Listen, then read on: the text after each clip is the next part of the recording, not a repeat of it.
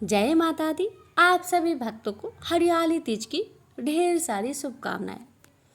प्यारे भक्तों, आज के इस वीडियो में श्रवण करेंगे हरियाली तीज की व्रत कथा।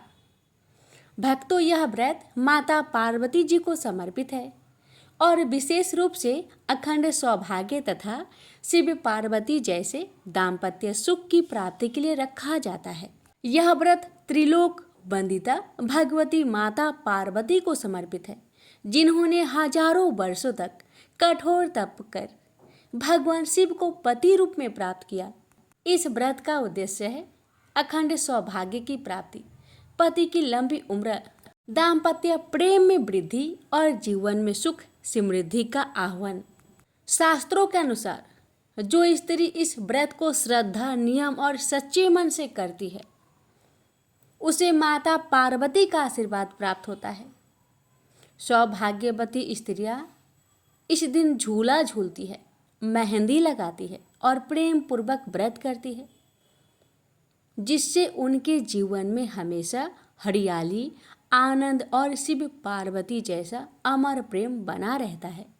भक्तों, यह व्रत श्रावण मास की शुक्ला पक्ष की तृतीया तिथि को मनाया जाता है, जब प्रकृति भी सावन की हरियाली से मुस्कुरा उठती है। इस वर्ष हरियाली तीज का व्रत 27 जुलाई 2025 दिन रविवार को पड़ रहा है।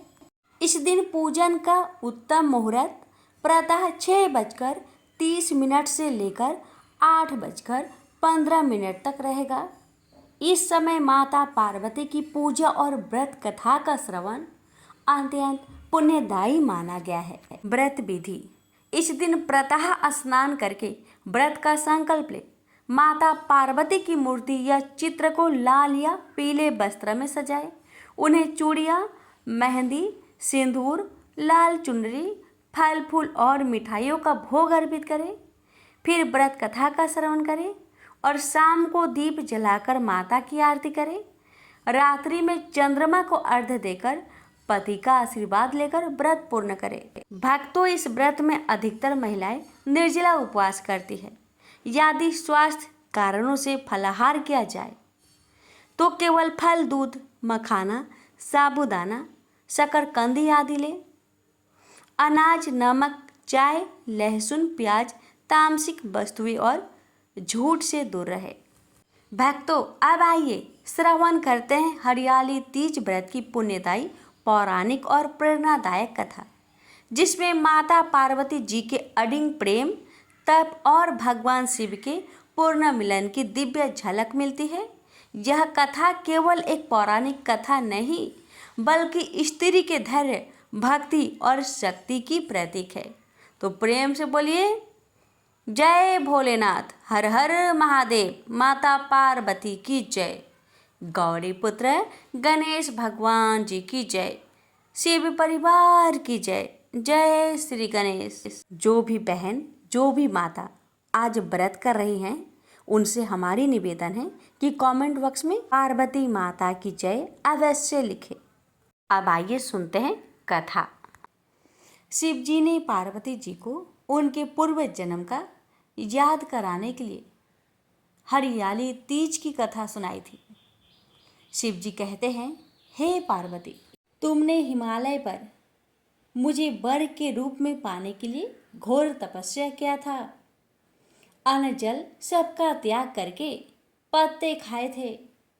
सर्दी, गर्मी, बरसात में बहुत कष्ट सहे थे। तुम्हारे पिता बहुत दुखी थे और उसी समय नारद जी तुम्हारे घर पधारे और कहने लगे, मैं विष्णु जी के भेजने पर यहाँ आपके घर आया हूँ। वह आपकी कन्या से बहुत प्रसन्न है और वह उनसे विवाह करना चाहते हैं। बस आप अपना राय बताइए। तो आगे की बात पढ़े। पर्वतराज प्रसन्नता से तुम्हारा विवाह विष्णु से करने को तैयार हो गए।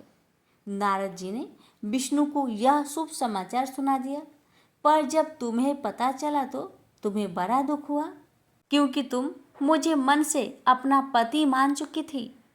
तुमने अपने मन की बात सहेली को बताई। सहेली ने तुम्हें एक घने वन में छुपा दिया, जहाँ तुम्हारे पिता नहीं पहुँच सकते थे।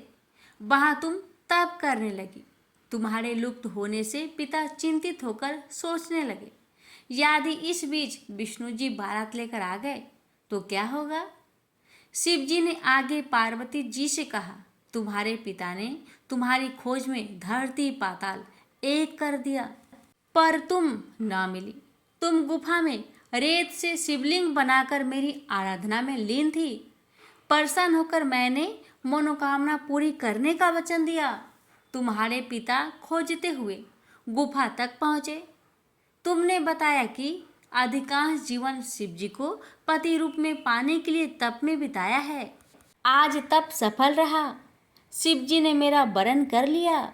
मैं आपके साथ एक ही शर्त पर घर चलूंगी, यदि आप मेरा विवाह शिव जी से करने को राजी हो जाए। और पर्वत राज मान गए।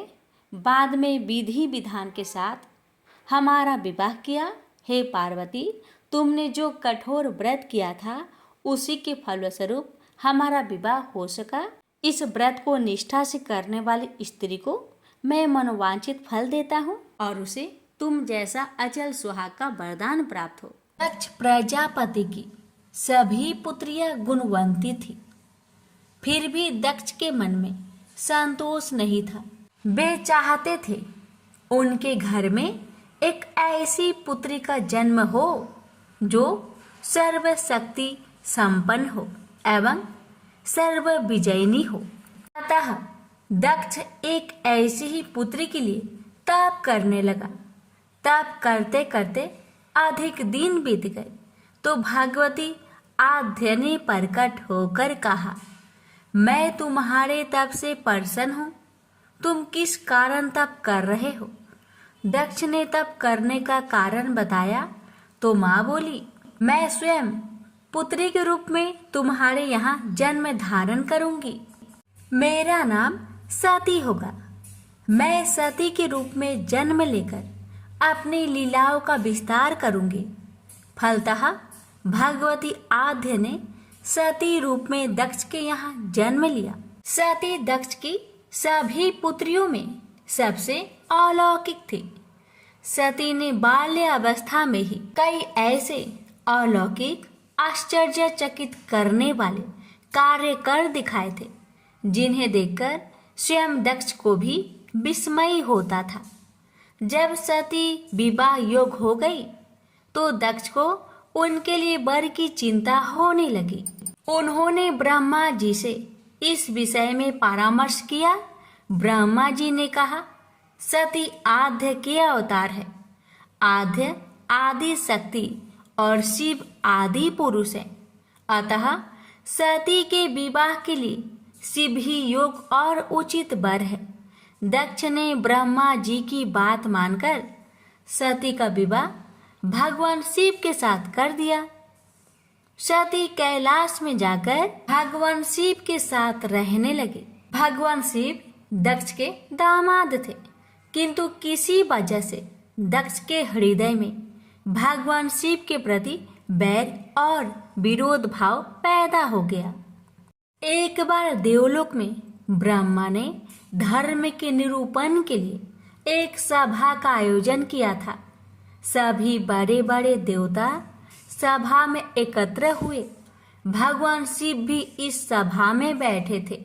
सभा मंडल में दक्ष का आगमन हुआ।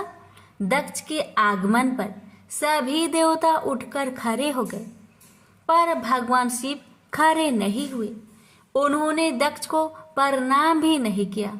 फलतः दक्ष ने अपमान का अनुभव किया। केवल यही नहीं, उनके हृदय में भगवान शिव के प्रति ईर्ष्या की आग जल उठी।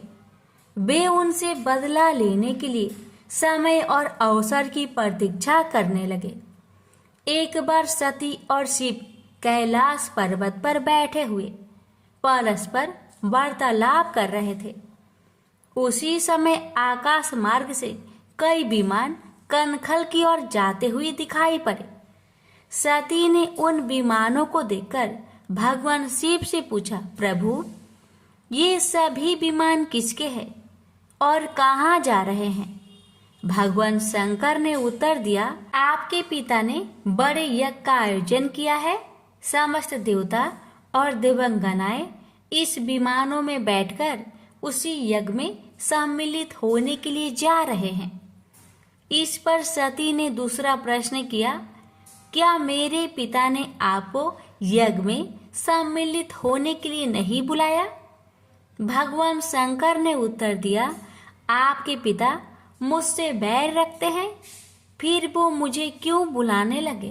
सती मन ही मन सोचने लगी, फिर बोली, यज्ञ के इस अवसर पर अवश्य मेरी सभी बहनें आएंगी। उनसे मिले हुए बहुत दिन हो गए। यदि आपकी अनुमति हो तो मैं भी अपने पिता के घर जाना चाहती हूँ। यज्ञ में सम्मिलित हो लूंगी और बहनों से भी मिलने का सुअवसर मिलेगा। भगवान शिव ने उत्तर दिया, इस समय वहां जाना उचित नहीं होगा। आपके पिता मुझसे बैर रखते हैं। हो सकता है वे आपका भी अपमान करे।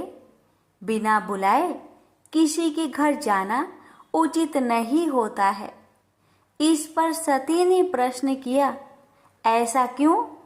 भगवान शिव ने उत्तर दिया, विवाहित लड़की को बिना बुलाए पिता के घर नहीं जाना चाहिए, क्योंकि विवाह हो जाने पर लड़की अपने पति की हो जाती है। पिता के घर से उसका संबंध टूट जाता है। लेकिन सती पीहर जाने के लिए हठ करती रही, अपनी बात बार बार दोहराती रही। उनकी इच्छा देखकर भगवान शिव ने पीहर जाने की अनुमति दे दी। उनके साथ अपना एक गण भी साथ में भेज दिया। उस गण का नाम वीरभद्र था। सती वीरभद्र के साथ अपने पिता के घर गई। घर में सती से किसी ने भी प्रेम पूर्वक वार्तालाप नहीं किया। दक्ष ने उन्हें देखकर कहा, तुम क्या यहाँ मेरे अपमान कराने आई हो? अपनी बहनों को तो देखो, वे किस प्रकार भांति भांति के अलंकारों और सुंदर वस्त्रों से सुसज्जित है। तुम्हारे शरीर पर मात्र बाघंबर है। तुम्हारा पति शमशानवासी और भूतों का नायक है। वह तुम्हें बाघंबर छोड़कर और पहना ही क्या सकता है?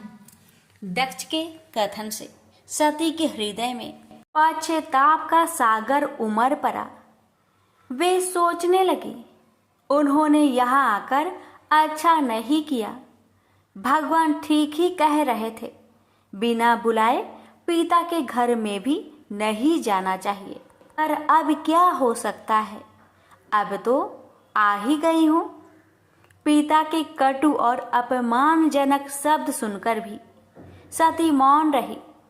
वे उस यज्ञ मंडल में गई जहाँ सभी देवता और ऋषि मुनि बैठे थे तथा यज्ञ कुंड में धू धू करती जलती हुई अग्नि में आहुतियां डाली जा रही थी।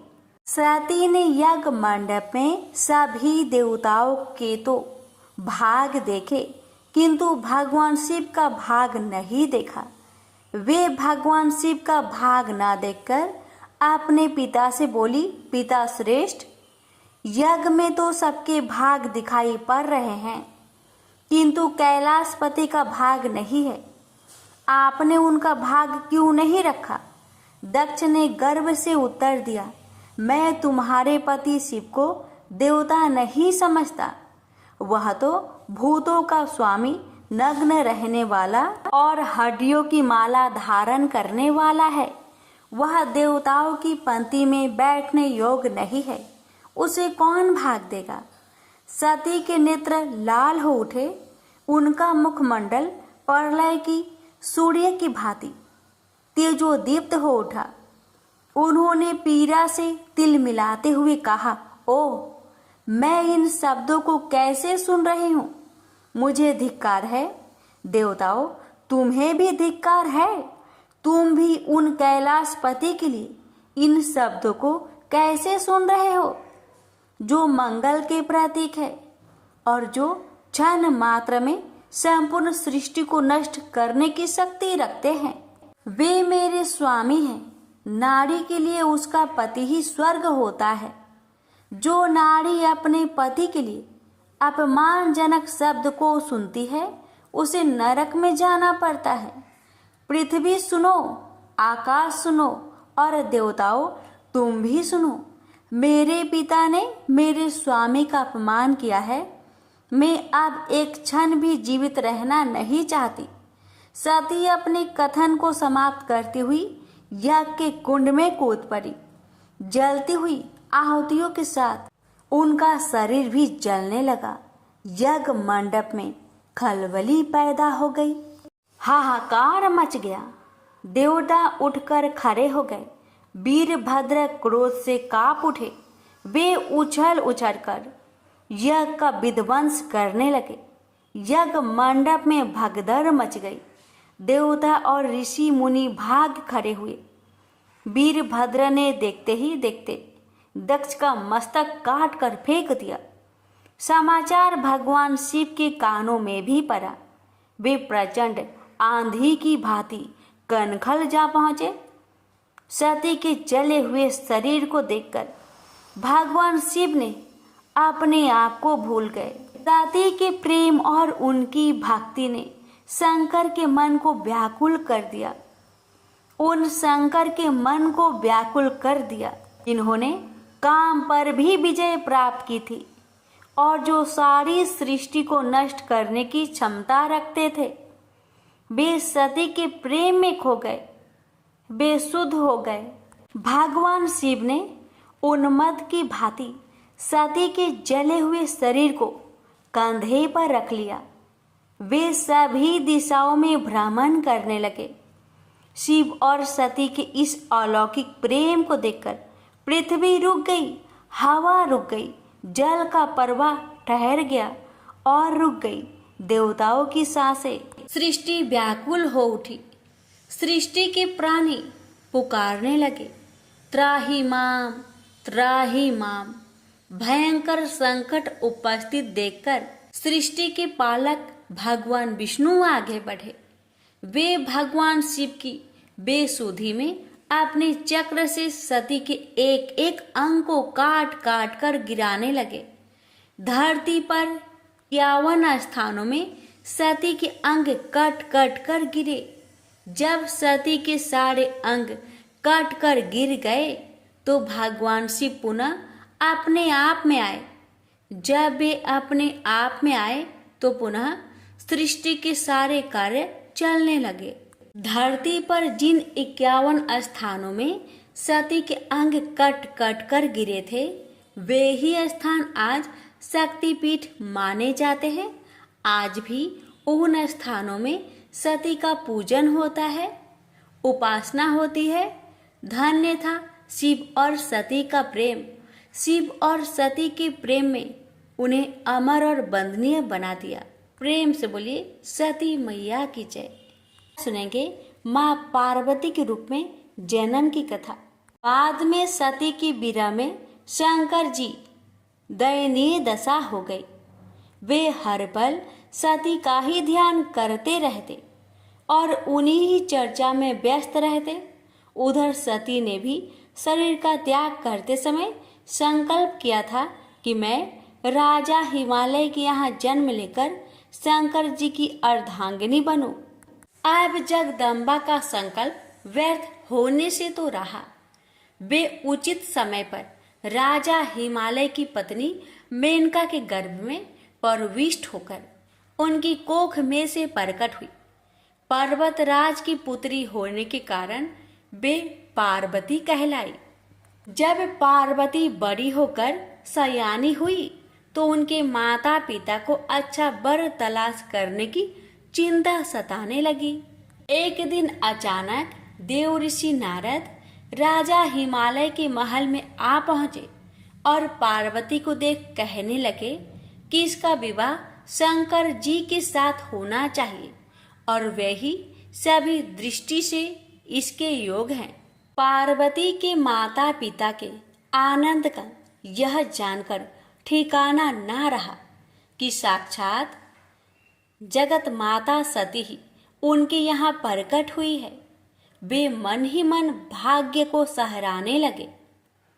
एक दिन अचानक भगवान शंकर सती की बीरा में घूमते घूमते उसी प्रदेश में जा पहुंचे और पास के ही स्थान गंगा अवतरण में तपस्या करने लगे। जब हिमालय को इसकी जानकारी मिली तो वे पार्वती को लेकर शिवजी के पास गए। वहां राजा ने शिवजी से विनम्रता पूर्वक अपनी पुत्री को सेवा में ग्रहण करने की प्रार्थना की। शिवजी ने पहले तो आनाकानी की, किंतु पार्वती की भक्ति देखकर वे उनका आग्रह न टाल सके। शिवजी से अनुमति मिलने के बाद तो पार्वती प्रतिदिन अपनी सखियों को साथ ले उनकी सेवा करने लगी। पार्वती हमेशा इस बात का सदा ध्यान रखती थी कि शिवजी को किसी भी प्रकार का कष्ट ना हो। वे हमेशा उनके चरण धोकर चरणोदक ग्रहण करती और षोडशोपचार से पूजा करती। इसी तरह पार्वती को भगवान शंकर की सेवा करते दीर्घ समय व्यतीत हो गया, किंतु पार्वती जैसी सुंदर बला से इस प्रकार एकांत में सेवा लेते रहने पर भी शंकर के मन में कभी विकार नहीं हुआ। वे सदा अपनी समाधि में ही निश्चल रहते। उधर देवताओं को तारक नाम का असुर बड़ा त्रास देने लगा। यह जानकर कि शिव के पुत्र से ही तारक की मृत्यु हो सकती है, सभी देवता शिव पार्वती का विवाह कराने की चेष्टा करने लगे। उन्होंने शिव को पार्वती के प्रति अनुरक्त करने के लिए कामदेव को उनके पास भेजा, किंतु पुष्पा युद्ध का पुष्पा बाण भी शंकर के मन को विक्षुब्ध न कर सका। उल्टा कामदेव उनकी क्रोध अग्नि से भस्म हो गए। इसके बाद शंकर भी वहां अधिक रहना अपनी तपस्या के लिए अंतराय रूप समझ कैलाश की ओर चल दिए। पार्वती को शंकर की सेवा से वंचित होने का बड़ा दुख हुआ, किंतु उन्होंने निराश ना होकर आपकी बार तप द्वारा शंकर को संतुष्ट करने की मन में ठानी। उनकी माता ने उन्हें सुकुमार एवं तप के आयोग समझकर बहुत माना किया, इसलिए उनका उमा नाम प्रसिद्ध हुआ, किंतु पार्वती पर इसका असर ना हुआ। अपने संकल्प से वे तनिक भी विचलित नहीं हुई। वे भी घर से निकल उसी शिखर पर तपस्या करने लगी जहाँ शिव जी ने तपस्या की थी। तभी से लोग उस शिखर को गौरी शिखर कहने लगे। वहां उन्होंने पहले वर्ष फलहार से जीवन व्यतीत किया। दूसरे वर्ष वे पर्ण वृक्षों के पत्ते खाकर रहने लगी और फिर तो उन्होंने पर्ण का भी त्याग कर दिया और इसलिए वे अपर्णा कहलाई। इस प्रकार पार्वती ने 3000 वर्ष तक तपस्या की। उनकी कठोर तपस्या को देख ऋषि मुनि भी दंग रह गए। अंत में भगवान आशुतोष का आसन हिला। उन्होंने पार्वती की परीक्षा लेने के लिए पहले सप्त ऋषियों को भेजा और पीछे स्वयं वटु भेष धारण कर पार्वती की परीक्षा के निमित्त प्रस्थान किया। प्रेम से बोलिए हर हर महादेव। माता पार्वती की जय। लापसी तपसी की कथा। एक लापसी था, एक तपसी था। तपसी हमेशा भगवान की तपस्या में लीन रहता था। लापसी रोजाना सवा सेर की लापसी बनाकर भगवान का भोग लगाकर जीम लेता था। एक दिन दोनों लड़ने लगे। लापसी बोला, मैं रोज भगवान की तपस्या करता हूँ, इसलिए मैं बड़ा हूँ। लापसी बोला कि मैं रोज भगवान को सवा सेर लापसी का भोग लगाता हूँ, इसलिए मैं बड़ा हूँ। नारद जी वहां से गुजर रहे थे। दोनों को लड़ता देखकर उनसे पूछा कि क्यों तुम लड़ रहे हो। लापसी ने खुद को बड़ा होने का कारण बताया और तपसी ने अपना कारण बताया। नारद जी बोले, तुम्हारा फैसला मैं कर दूंगा। दूसरे दिन लापसी और तपसी नहाकर अपनी रोज की भक्ति करने आए तो नारद जी ने छुपकर 1.25 करोड़ की एक एक अंगूठी उन दोनों के आगे रख दी। तपसी की नजर जब अंगूठी पर पड़ी तो उसने चुपचाप अंगूठी उठाकर अपने नीचे दबा ली। लापसी की नजर अंगूठी पर पड़ी लेकिन उसने ध्यान नहीं दिया। भगवान को भोग लगाकर लापसी खाने लगा। नारद जी सामने आए तो दोनों ने पूछा कि कौन बरा, तो नारद जी ने तपसी को खड़ा होने को कहा। वो खड़ा हुआ तो उसके नीचे दबी अंगूठी दिखाई पड़ी।